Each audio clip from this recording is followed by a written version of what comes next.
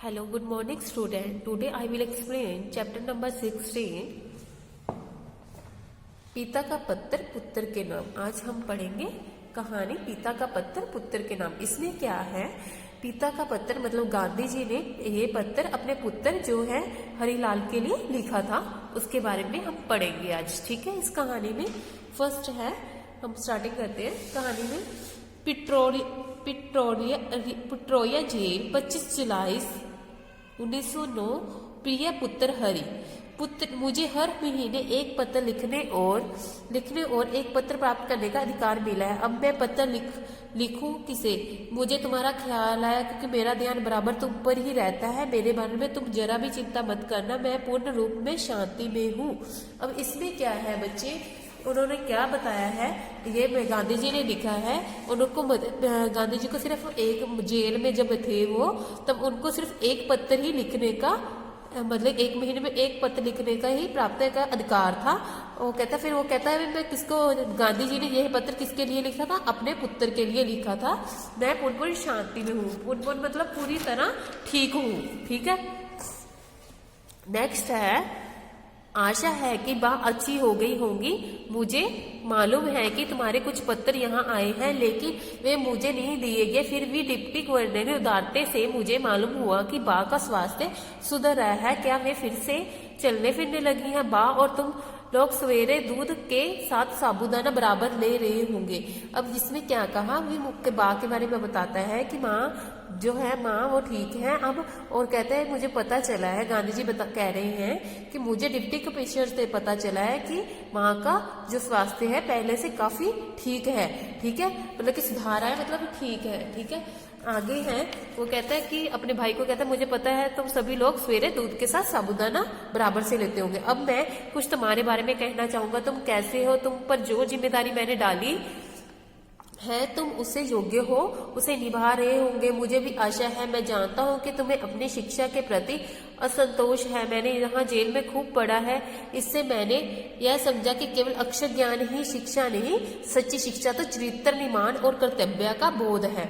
अब इसमें गांधी जी क्या कह रहे हैं, अपने पुत्र को कह रहे हैं जो मैंने जिम्मेवारी आपको तुझे दी है वो मुझे पता है अच्छी तरह से निभा रहे हो, पर फिर भी वो कहता है कि शिक्षा प्रति अतोष की भी शिक्षा के बारे में भी बात कर रहे हैं। और कहते हैं कि मैंने यहाँ जेल खूब पढ़ा है, फिर भी गांधी जी बोल रहे हैं कि मैंने यहाँ पे खूब पढ़ा है। सिर्फ एक अक्षर ज्ञान का होना ही नहीं जरूरी, मतलब कि हमें जो किताबों में लिखा सिर्फ उसी का ज्ञान होना नहीं जरूरी। सच्ची शिक्षा तो एक चरित्र निर्माण, मतलब चरित्र निर्माण मतलब कि अपने चरित्र के बारे में निर्माण कर्तव्य का बोध होना, मतलब किसी चीज का कर्तव्य मतलब काम, मतलब किसी काम का बोध होना उसको कहते हैं। ठीक है, यदि दृष्टिकोण सही है तो मेरे विचार से यह बिल्कुल ठीक है, तो तुम सच्ची शिक्षा प्राप्त कर रहे हो। आजकल तुम्हें अपनी बीमार माँ की सेवा का अवसर, कहते मेरे तरीके से सच्ची शिक्षा यह है कि आज तुम जो बीमार माँ की अवसर मिला है, मतलब बीमार माँ की सेवा कर रहे हो, वो एक क्या है, सच्ची शिक्षा है। रामदास और देवदास को भी तुम संभाल रहे हो। यदि यह काम तुम अच्छी तरह और आनंद से करते हो तो तुम्हारी आदि शिक्षा तो इसी में द्वारा पूरी हो जाती है। संसार में 3 बातें बड़ी महत्वपूर्ण हैं, इनको प्राप्त कर तुम संसार के किसी भी कोने में जाओगे तो अपना निर्वाह कर सकोगे, मतलब कि निर्वाह गुजारा कर सकोगे। कहते अगर तुमने ये बातें सीख चुके हो तो ठीक है, सभी अच्छी तरह से निभा रहे हो तो आधा ज्ञान तो तुम्हें इसी से ही मिल जाएगा। पर 3 बातें हमेशा क्या है, हमारे लिए महत्वपूर्ण है। अगर किसी भी संसार या कोने में जाओगे तो अपना मतलब कि ये बातें आपको अगर पता है तो आप अच्छे से जीवन गुजारा कर सकते हो। ये 3 बातें हैं, अपनी आत्मा का, अपने आप का और ईश्वर का सच्चा ज्ञान प्राप्त करना। इसका मतलब यह नहीं कि तुम्हें अक्षर ज्ञान नहीं मिलेगा, वह तो मिलेगा, लेकिन तुम उसी की चिंता करो। यह मैं नहीं चाहता कि इसके लिए तुम्हारे पास अभी बहुत समय है। अक्षर ज्ञान तो इसलिए होते हैं कि जो कुछ तुम्हें मिला है तुम दूसरे को दे सको। इतना और याद रखना कि अब हमें गरीबी में रहना है। अब से हमें गरीबी में रहना, जितना अधिक मैं विचार करता हूँ उतना ही अधिक मुझे लगता है कि गरीबी में ही सुख है। अमीरी की तुलना में गरीबी अधिक सुखद है। खेत में घास और गड्ढे खोदने में पूरा समय देना, विश्व में हमें अपना जीवन निर्वाह इसी से करना है। मतलब कि वो कहता है निर्वाण अभी जो जीवन है हमें गरीबी में ही बताना पड़ेगा, इसलिए कभी भी अमीरी से तुलना मत करना, अपनी गरीबी से हमेशा खुश रहना, ठीक है।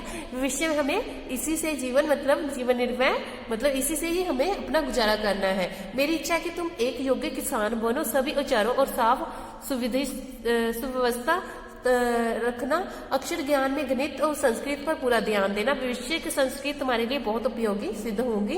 ये दोनों विषय बड़ी उम्र में सीखना संगीत के बराबर रुचि है। मतलब कि वो कहता है अक्षर ज्ञान गणित और संस्कृत का पूरा ध्यान रखना, ठीक है। भविष्य में ये संस्कृत तुम्हारे लिए बहुत ही उपयोगी होगी, ठीक है। उसके बाद उन्होंने कहा कि संगीत के बारे में पूरी मतलब कि उनके बारे में उसने अपने पुत्र को ये बातें के बारे में बताया, संगीत बराबर की रुचि रखना। आगे हिंदी गुजराती और अंग्रेजी की चुने वचनों एवं कविताओं का एक संग्रह तैयार कर लेना, मतलब संग्रह संकलन तैयार कर लेना, ठीक है। वर्ष के अंत में तुम्हें अपना यह संग्रह बहुत ही मूल्यवान प्रतीत होगा। मूल्यवान मतलब बहुत ही कीमती, मैं मतलब कि अगर आपने ये संग्रह कलम बनाया रखा तो ये क्या है आपके लिए बहुत ही क्या होगा, बहुत ही कीमती प्रतीत होगा। काम की अधिकता से मनुष्य को घबराना नहीं चाहिए और ना ही यह सोचना चाहिए यह कैसे होगा, पहले क्या करूं। शांत, चिंतित और विचारपूर्वक तुमने यदि सद्गुणों को प्राप्त करने की चेष्टा की तो वे तुम्हारे लिए बहुत ही उपयोगी और मूल्यवान प्रमाणित हो गए। तुमसे मुझे यही आशा है कि घर के लिए जो भी तुम खर्च करते हो उसका पैसे का हिसाब रखते होंगे।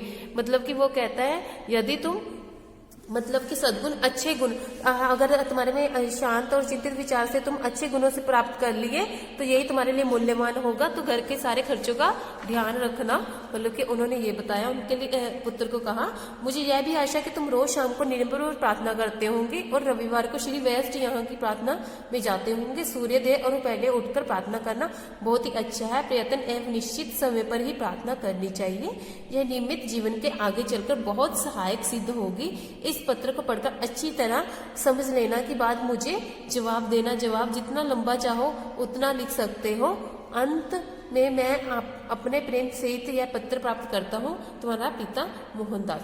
अब इसमें क्या है, उन्होंने क्या कहा कि अपने बारे में बताया कि जो उन्होंने अपने पुत्र को कहा कि तुम अपना खान पीन मतलब कि खाने वाले का ध्यान रखना, सूर्य मतलब कि अपना ये सारी चीजें के बारे में कहा कि सुबह शाम जो है प्रार्थना करना, ठीक है। उसके बारे में सारा कुछ बताया कि पुत्र भी इस चीज का ध्यान रखना, ठीक है।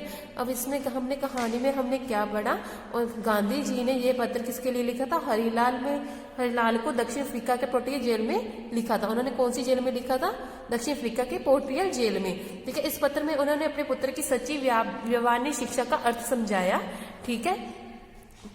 ये तो हमने पहले, इसके अतिरिक्त उन्होंने ये अपने पुत्र की अन्य जीवनोपयोगी बातें की। उन्होंने अपने पुत्र की जीवन की बातें भी बताई जो कि हमारे लिए काफी अच्छी सूचित होगी। गांधी जी ने अपने पत्रों से हमें उनके विचारों और देश के बारे में भी बताया, ठीक है बच्चे। हमने इस कहानी में एक सच्ची शिक्षा का अर्थ समझा, ठीक है। ओके बच्चे, now open your assignment number 4। शब्दार्थ पूर्ण रूप, पूरी तरह, तुलना, अपेक्षा, सव्यवस्थित, अच्छे ढंग से, मूल्यवान, कीमती, निर्भय, गुजारा, सुखद, सुख देने वाला, संग्रह, संकलन, सद्गुण, अच्छे गुण। सही उत्तर के सामने ठीक का निशान लगाएं। गांधी जी ने दक्षिण अफ्रीका में 1 महीने में कितने पत्र लिखने और प्राप्त करने का अधिकार था, कितना, 1 या 2, सिर्फ 1, ठीक है। आपने हमें पढ़ा है कितने पत्र देने का, 1, ठीक है। आगे है गांधी जी ने अपने पुत्र को पत्र के द्वारा सुबह नाश्ते में क्या खाने की सलाह दी, थी, दूध डबल रोटी या फिर दूध साबूदाना। राइट आंसर इज दूध साबूदाना। आगे है सच्ची शिक्षा क्या है, बीमार माँ की सेवा करना या दिन रात केवल पढ़ना। सिर्फ क्या है, सच्ची सेवा, बीमार माँ की सेवा करना। Right answer. नेक्स्ट है कौन से 2 विषय बड़ी उम्र में सीखना कठिन है, अंग्रेजी या गणित या संस्कृत गणित। Right answer is Sanskrit and गणित। नेक्स्ट है जीवन में कौन सी चीज सहायक होती है, नियम में रहना या अक्षर ज्ञान सीखना। क्या, नियम में रहना, ठीक है बच्चे। ओके बच्चे, मुझे लगता है आपको अच्छी तरह ये चैप्टर समझ आया होगा, ठीक है। Thank you student, have a nice day.